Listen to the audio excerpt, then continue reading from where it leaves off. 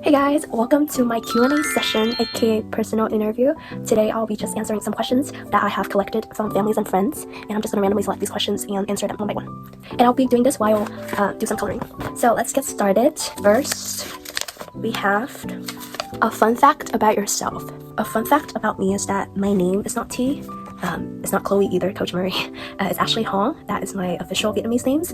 A little side story is that I came to the US 6 years ago. So I was basically born and raised in Vietnam most of the time. When I came here, I have always referred to as the name T, since it's always been like on the paperwork, also at school.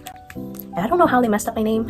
I'm guessing because in my Vietnamese name, the order is last and then middle name and then first. So I guess they would think that since my middle name was right next to my last name, they thought it was my first name. I don't know. But next on up, second question. I also want to stop coloring because it's a distraction to me.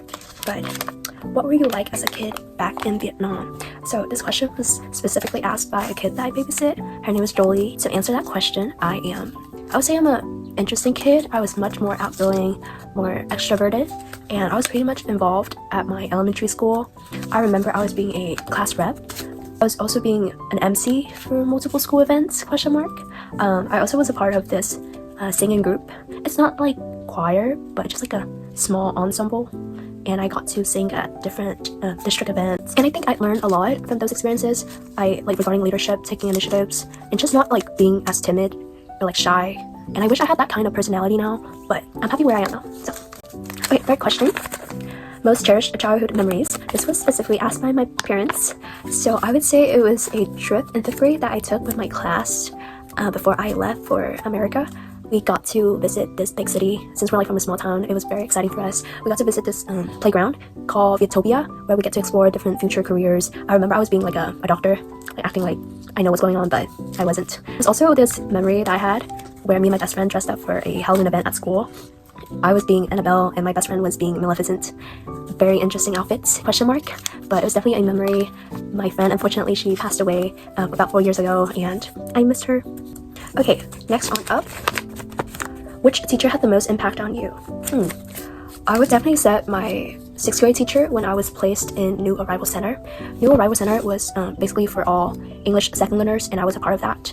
Mrs. Dunham, that is her name. She was my homeroom teacher. She was in charge of teaching me English, and she was the most genuine, like the kindest soul I've ever met. And she really built a foundation for me in learning English and learning how to speak, how to write, how to pronunciate. I was actually planning to ask her to do this interview project, and I actually reached out to her on Facebook, but then I got blocked. Then I emailed her, and then she replied. And she did remember me, and unfortunately she was out of the country for vacation, and our schedule doesn't work out based on the time zones. We unfortunately couldn't have her for the interview today, but we promised to meet after she is done with vacation and come back to the States. Okay, 5th question. Most embarrassing moment in high school. Okay, I have one. It was actually for a scavenger hunt that our a cappella choir do annually, and our choir was split into different teams, and each team has like their own costumes, and our group ended up picking Lorax, which is not the best idea. And throughout that night, we had to do challenges at different locations with the parents driving us around, and I remember us in that Lorax costumes doing this one challenge that we had to record a video of us running in slow-mo at the boardwalk. And there was just a lot of people staring at us like thinking that we're crazy. And I'll show you a video here actually.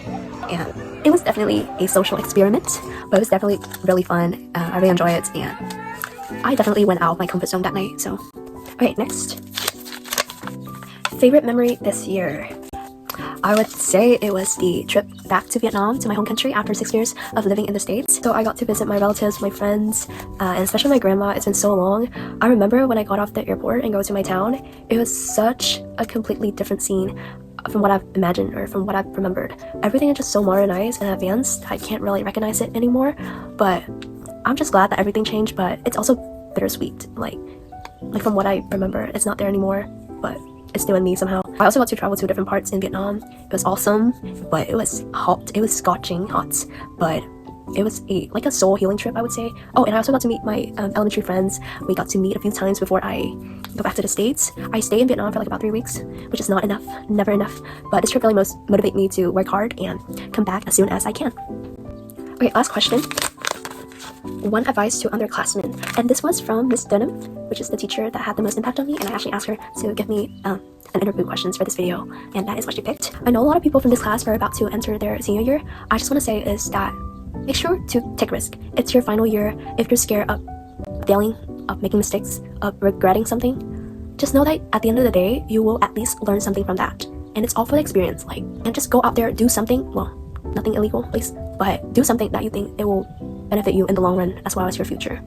And one final thing is that your future is already there. It's already set. It's already up for grab. Now it's your turn to decide what it is, how it looks like, and just make it happen. I hope that doesn't sound cheesy as it is, but good luck to our upcoming seniors, and thank you for watching. Bye!